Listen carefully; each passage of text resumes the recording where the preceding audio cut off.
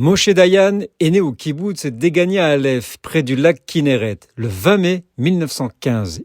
Il n'a que 14 ans quand il rejoint la Haganah. En 1939, il est arrêté et emprisonné par les Anglais qui le libéreront 2 ans plus tard pour l'enrôler dans l'armée britannique pour libérer le Liban et la Syrie de la France de Vichy. C'est en les combattant qu'il perd l'usage de son œil gauche, atteint par une balle ennemie. Dès lors, il portera son fameux cache-œil, devenu plus tard sa marque de fabrique, symbole de sa détermination.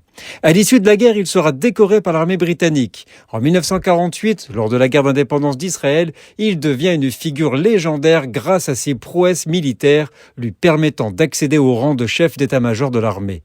En 1956, lors de la crise de Suez, il mit en œuvre des tactiques audacieuses.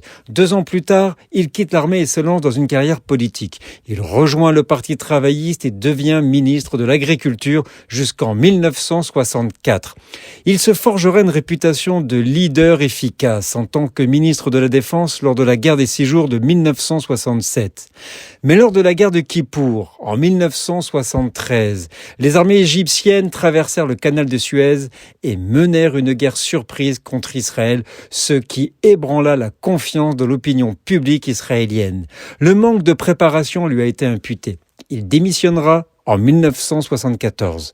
En 1977, Menachem Begin lui donne une seconde chance en lui offrant le poste de ministre des Affaires étrangères. C'est alors qu'il va jouer un rôle crucial dans le traité de paix entre Israël et l'Égypte signé par Anwar el-Sadat et Menachem Begin en 1979 à Camp David. Il est décédé à Tel Aviv le 16 octobre 1981. Il est enterré dans le Moshav où il a grandi. Moshe Dayan demeure une figure incontournable de l'histoire d'Israël. Sa mort marque la fin d'une époque. Nous sommes le 20 mai.